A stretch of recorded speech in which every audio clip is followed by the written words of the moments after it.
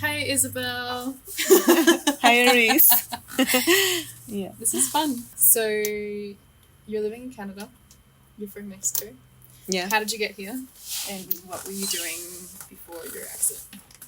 Yeah. Well, Why did you come? I came to Canada like 3 years ago, like a bit more, maybe. But well, my first time in Canada was like 10 years ago, and then I went back to Mexico. Like life happened, and then I was planning for a long time to come back because I love the mountains, but it was a really long time after could happen again. So yeah, as you say, I'm Mexican. I'm almost 40, and somehow I'm like still pursuing things, right? Like still dreaming stuff and like having some goals in life, and then like maybe almost 8 years from now I start to do like more mountain sports, and I take some courses in Mexico like mountaineering, like we say low mountain and high mountain. Oh, yeah. Which is kind of the hiking or alpine like difference in here, right? And I just get more like interest in climbing after. So climbing I started around maybe 4 years ago. Actually, not as long as the mountain things. And then I wasn't really having a good time in Mexico, and I was doing great, like in my personal life, good. Like I was having some improving in my sport life. I was training for a Boston Marathon because I qualified like a year before that. I was like having a really nice stage of my life. I was getting everything, but I wasn't really happy with some stuff. I wasn't fully happy, right? Yeah. Yeah, always feeling like something is missing. So I decided to come here. I contacted a friend that I met like before. We were doing snowboarding together for a full winter, like trying to go as many mountain or resort as possible by that time. Wow. Was funny. So I get in contact with him, and he hosts me like for 3 months. Oh my gosh. Yeah, in Calgary. That's such a good friend. He's a really good friend. He's a really good friend of mine, and now he's getting married with a Colombian girl. So that's really? cool. That's so cute. That's so cool. And he's Indian, and that's the most like weird thing because his mom, she was always like, "What is this girl doing in your home?" So what's super funny that part. And and actually he helped me a lot because I was actually depressed, like kind of depressed because I'm suffering from depression like since I was 15 or less. I get this diagnosis like really early in my life, and I just take medication like maybe first part of the diagnosis, and then I quit because I was a track and field athlete, and when I was taking the medications, it wasn't good for me. Like couldn't even like wake up to do my things, and I just quit with that. Like I couldn't, and then I just learned to deal with that thing, doing or trying to avoid the feelings, So kind of having this dopamine maybe that I need with my physical activity somehow. Yeah. And then so I was there in Calgary all depressed and blah blah, and actually he talked to me and he was like, well, you have to go out of my home, It's like you have to move on. You have to work in your things, and I'm really grateful for that. Yeah. Because I was like kind of, Kicking you out. I could stay with you forever. So it was really funny. And then I was looking for a job, and finally I moved out of there. Like I rent a bedroom with a girl. They're still in Calgary. And then I have friends, like climbing friends in the climbing gym. And I started going out in the mountains finally. But then I have to go back to Mexico, and then I came back. And the second time I was here, I get a job here in Golden, just like randomly, and I was working as a sous chef in a kitchen in the Reposados. Oh, were you? Yeah. Oh, that's cool. It was super funny because the first time I came to Golden, I looked at the town and I was like, what is this place? It's so dead. I think that's how I felt when I first arrived. So. Like, this place is super dead. And then it was more funny because I get the job in here and I start working. And then I start to look for the people for climbing. And I went to the gym. And that's the place to meet climbers, right? And I started making some friends, and I felt really good. Like, finally, I feel better. Because all this time that happened, like, came and I was with my friend, blah, blah. Yeah. I still in the same stage. Like, all the time I Just still. feeling pretty low. Yeah, pretty low all the time. And then when I came to Golden and I started to do actually the things I really enjoy, I feel way much better. Really? Yeah. So my idea was like just become more knowledge in the mountains. Yeah. Things like also with my career, I want to be like more knowledge in outdoors and nutrition, and because it's different, like because I'm focused more, I'm specialized in sports nutrition, so now my focus, I want like to be more in the outdoors in expeditions and things like that, right? So first thing I tried to switch because I was snowboarding before, so I was like, okay, I will learn to ski instead to snowboard. Yeah. Like in the backcountry. In the backcountry. Yeah. To explore the mountains and things like that. And yeah, some of the things are being like easy to me because all my life I have been really active, like physical. I thought ski would be the same. Yeah. And at the beginning kind of was.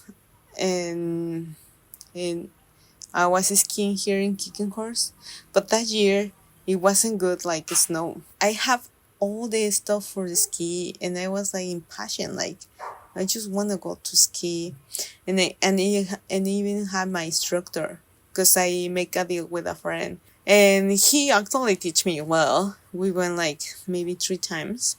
Yeah. And this is so funny. Like the first time I went to the top of the mountain, like until the with the gondola. Yeah. Because I met some friends on the bottom, and it was like community day or something. I don't remember. It was like it will be hamburgers. Yes. Up there, blah blah, and beers. So I was like, meet you there, guys. And that was my first like all the way up, and then I was like, okay, now I have to go all the way down, right? Yeah. Oh my god! But just the first part of there is like so steep. It's steep. It's scary, and it's skinny as well. You have to. You have to go for it. It's so horrible. It's so steep. So it's not beginner's terrain. So from the carpet in the bottom. Yeah. I just jumped to there. You were just on the magic carpet before then.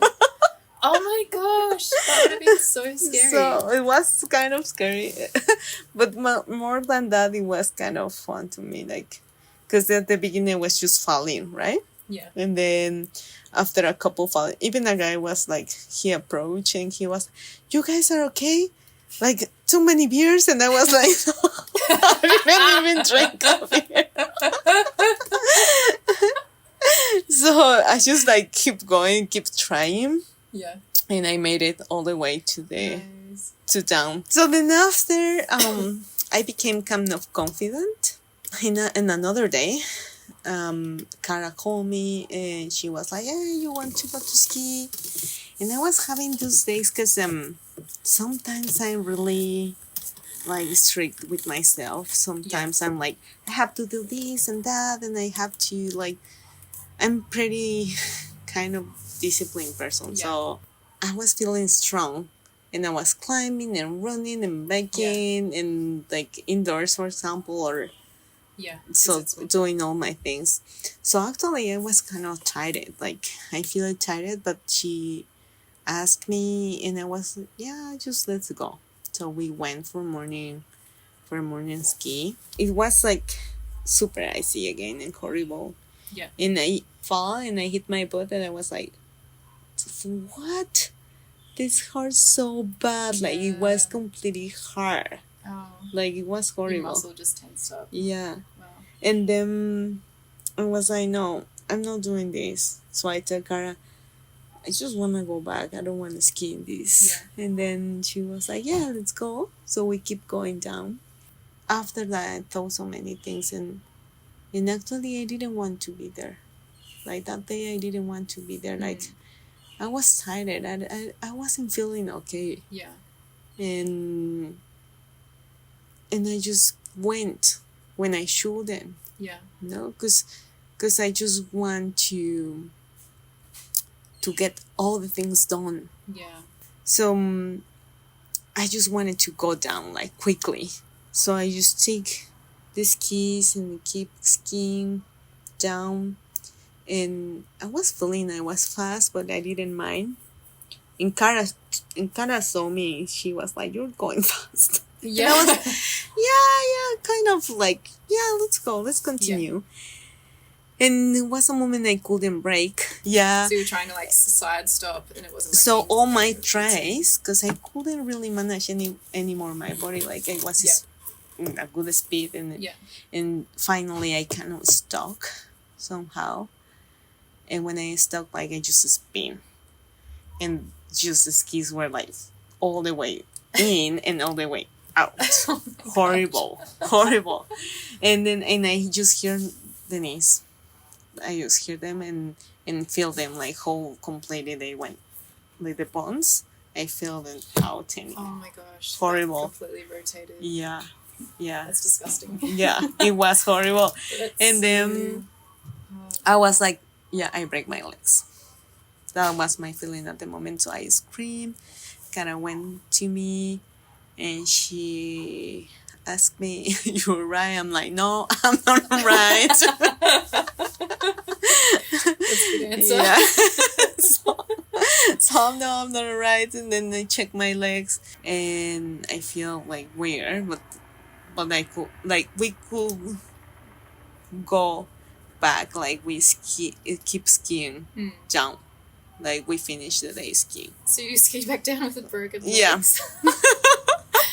Did it not feel weird? Like, it feels like it's just like you feel something is in here, like stuck. Yeah. And it feels swollen. I can't believe that.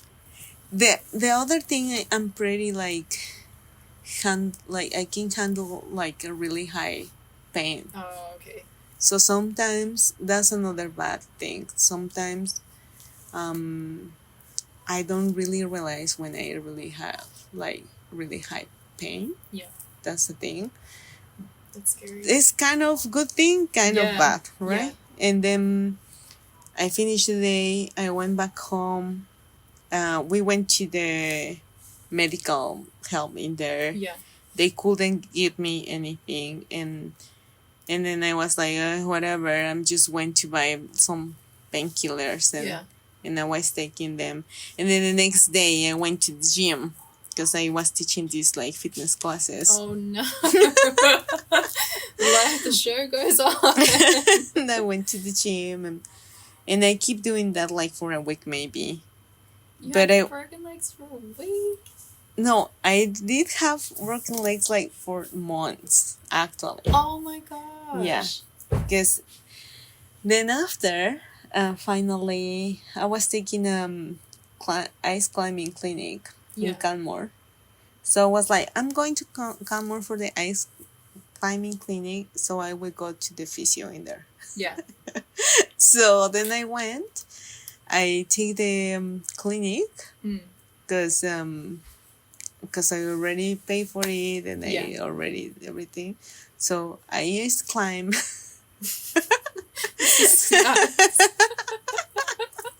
Because the funny thing is that with the broken ACLs, you can still walk in. There is people that even don't get the surgery. Okay. Yeah. So then I went to the physio, and the physio told me that it was a spread. A sprain. Yeah, a sprain. And then, not a spread. A spread is the butter, right? Yeah. And then I was like, and he told me, no, well, you will need physio and rest, and you will be fine. And then I was like, shoot, what? If I take the physio in Golden, it will be so expensive. Yeah. And then I was like, no way I'm doing that. So I was like, okay, I will go back home. I'm taking some vacations there. My physio could check me, and then I come back. Back in Mexico. That was my idea. And then I fly back to Mexico like another week after. I went to the physio like the day after. Yeah. And then my physio checked me, and he was like, I'm not doing anything because this is not okay. Because he's my friend. He has been my physio like maybe 12 years. And I was like, you're kidding. And he's like, no, this is not okay at all. So you should get the MRIs. And I'm like, MRIs are expensive. Yeah. He was like, yeah, seriously, you need them. Yeah. So I went, and finally I realized everything was broken. Yeah. So I broke my both ACLs, the MCL as well of this one, and the meniscus. So I needed a surgery. Everything. So it was horrible. I always have been the person that resolve everything, right? Like whatever I need, I just do it. Yeah. Like I don't ask for help. Like when I feel depressed, I just look for the way to fix myself, right? It was really hard for me because I was so stressed and struggling so much with this situation, and I didn't have the money to pay the surgery right away. And I was looking for a good doctor, and all these things I was by myself all the time. And when I finally asked for a who you call it, like funding, I have to funding. Yeah. So when I finally realized I have to pay for the surgery and everything, which was really expensive. Yeah. And then I get like some bank, like they give me some money. Yeah. You can lend me some money. Yeah. But it wasn't enough still. Oh my gosh. I need more. And then I did this, and then when I finally asked for help, like after maybe 2 months being in Mexico looking for solve my situation. Yeah.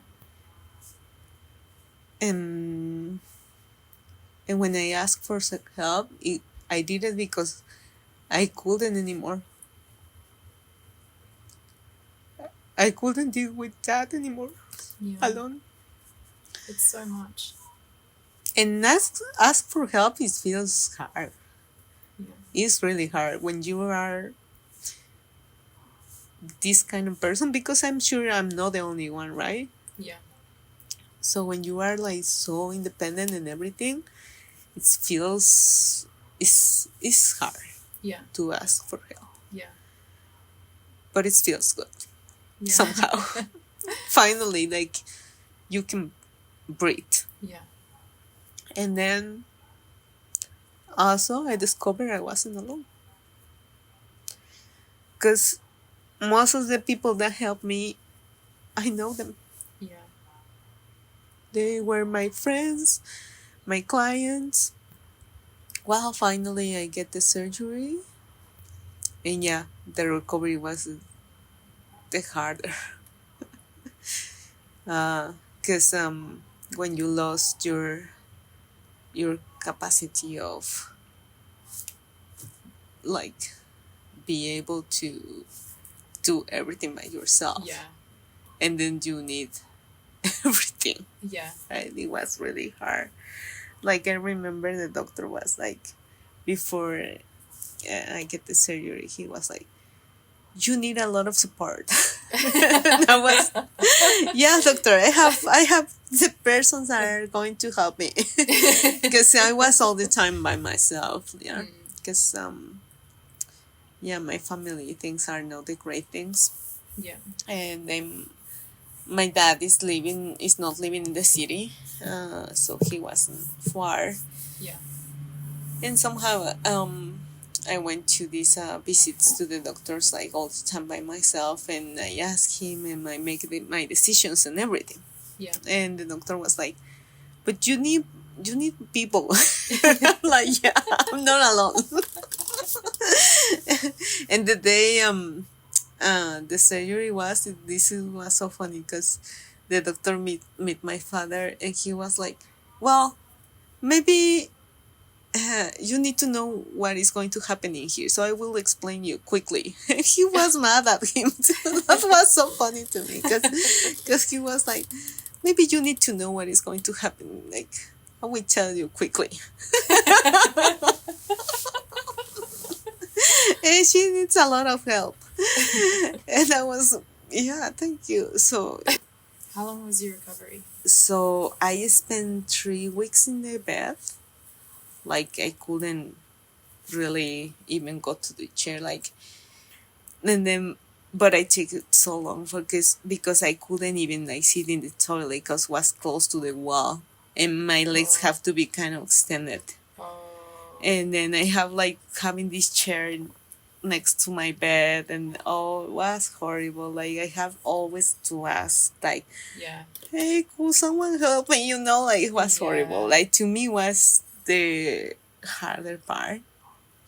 And then just in the chair, it was kind of also anxious because you actually want to walk, but it's like you cannot stand, like, Yeah. That's a weird at all. feeling. And that was another month and a half. For me, at the beginning, even just walk, it was really hard. Like I couldn't walk a block. It was really hard. But I could bike. Yeah. So I started indoor. And then I was like, I want to do a bike trip. I want to do a bike trip, so that's gonna be my goal. Because I was actually depressed again, Yeah. unfortunately. Like, I knew it. I Like, can imagine. there was days I was crying Mm. the whole day, right? Like, I was like, and it's not a thing that you can really control. It's just that, like, you cannot stop crying.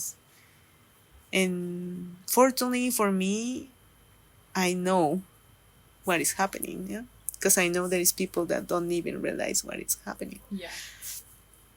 So I kind of just trying to keep going. So I focus in this bike trip. So the first time I was riding outside, I was so afraid. And since the accident, I've been experienced different kind of afraid, of like fears that I didn't have before. Because all my life I have been a person that do everything alone. I used to travel alone. Like I like to be alone. Like I run alone when I'm doing my runnings or my distance alone. I enjoy. I could ride alone. So many things. But the first time I went out with the bike by myself, I was afraid. Like really afraid. And then I think that was the harder part of the recovery. Because the physical somehow is easy when you're like disciplined. But the mental, like having all these fears, is like you're not confident anymore. Yeah. So I was afraid to be alone. Is it like you feel vulnerable because you're like in a weaker state sort of thing? Mm-hmm. See? Yeah. So I feel vulnerable, and I feel something like I needed like someone that know what I'm doing or where I am in case something happened. Yeah, that makes sense. I never feel that before. Yeah. Right? So I did this trip with a friend, Mm-hmm. and he was really nice with me. He was training all the time with me, even when I was like super weak. And I think another people would be afraid to bring me to the mountains. Yeah. You know, after like Yeah. Like, you're not ready. You're Yeah. still recovering. This Yeah. is too much. Exactly. How long was the trip? So the trip was 4 days. It was almost 350 kilometers from Oaxaca City to the beach. Wow. Yeah, so we were like camping, and yeah, it was a really hard trip. Like over 3,000 elevation gain. Yeah. Yeah, so it was really Good on hard and you. everything. Yeah. Yeah. And I feel way much better after that. Like, no as confident I used to be, Mm. but much better. Yeah. Yeah. And when I started running again, like it was super hard, and it's still really hard. Running is the harder thing. Like every time I'm running is painful, and I'm not. I enjoy it somehow, but it's really not the pain. I mean the running sensation. Okay, yeah. I mean, because I'm happy. Like I'm still doing everything, so I'm grateful for that. Yeah. And then, yeah, like everything is hard. Everything is different. Like my body. Sometimes people is like, oh, but you're 100% recovery, and my physio was is also like, you're 100% recovery. Yeah. But it doesn't feel the same. Yeah. Like definitely, it feels different. Like Yeah.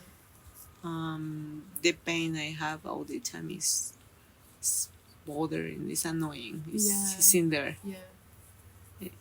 I don't know if gonna be the same somehow in a moment, or I don't know, but yeah, I just keep going, but it's in there, you know. So now it's kind of dealing with that physically, Yeah. and somehow mentally it becomes in insecurities. Yeah. Because you're no like, maybe I'm not strong enough for this, or maybe I'm not gonna be able to do this, and so I'm still not climbing, like leading. But not because I'm not capable, it's because mentally it's being hard just to commit. Yeah. So yeah, I was talking with my roomie the other day, and he was like, but you're too strong. And I'm like, yeah, but doesn't matter if you're strong physically. You have to be strong mentally. Yeah. That's so true. So that's been, still being this journey. Like, and I'm working all the time over there. Like, I'm just trying to face these fears. And it feels good. Somehow it feels good. Like, when I'm done with something, I feel better after. Yeah. And it makes me realize I'm capable too. Yeah. Yeah, that's good for me. Yeah, like for example, I remember we went to a crack that is kind of hard around here, and Ken was like chicken out, and she was like, I don't know, I don't want to leave this, and I was like, give me the rope, I will do it.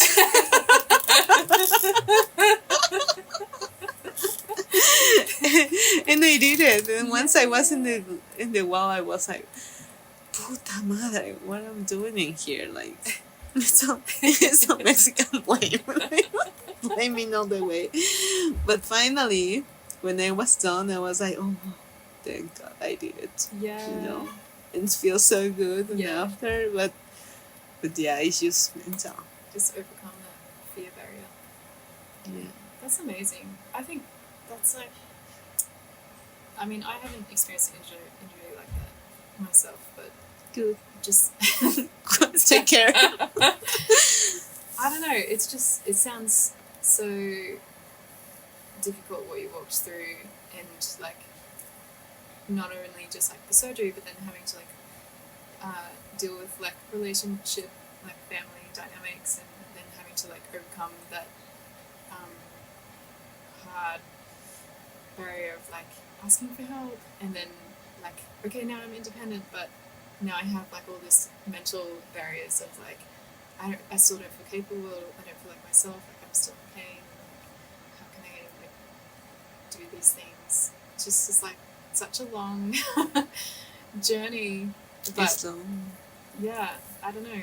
It's not like you've come out the other side and you're like, okay, I'm perfect now, like everything's fine. But I think it's amazing that you're still going for it, and you're like setting goals. Yeah, and I think I learned some lessons from this. I don't want to say like, I like to say things happen for a reason, but I don't want to say this happened for a reason because it was horrible. Yeah. And I don't think someone have to go through something like this for learn stuff, right? But definitely I learned some things. And first things that I learned is it's not bad ask for help. It's not bad at all. That's number one. And then number two is like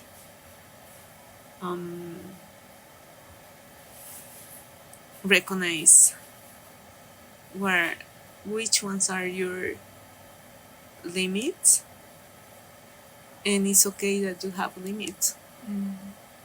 Because I'm always pushing.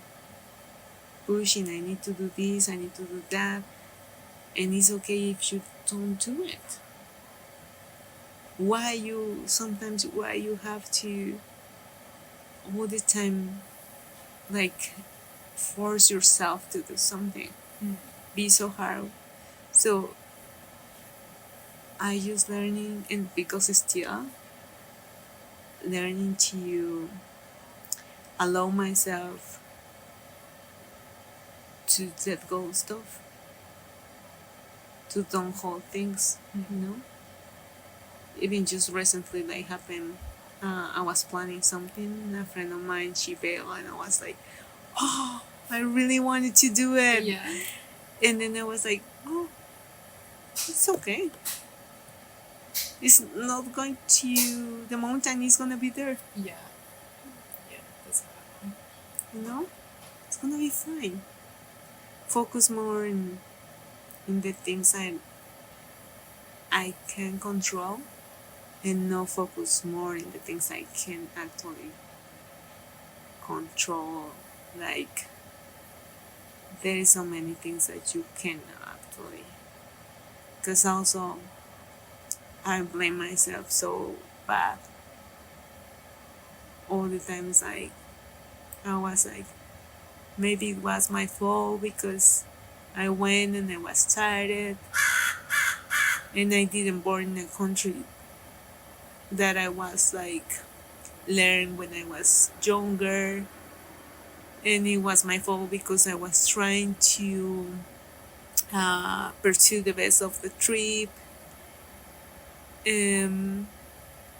Maybe I did something wrong, but it's not that. Like, there is, because then after I was like, some people asked me to check the Binance and I was like, yeah, I did it. Sometimes I'm Mexican, right? So sometimes we are like, whatever, but I wasn't. I did all the things that I have to do. Yeah. Seriously. I went to the store and I was like, could you check my findings? Could you check So I did everything right. It wasn't my fault. That's another thing I learned. It wasn't my fault. Yeah. Because for so long I was thinking it was my fault. And then when the people judge you, or they see you go back to your things, they are like, oh, you don't learn anything. Yeah. Like, you need to stay safe. Like, why are you choosing to live an adventurous life still? Like, you're just going to cause something else to happen. High risk activities.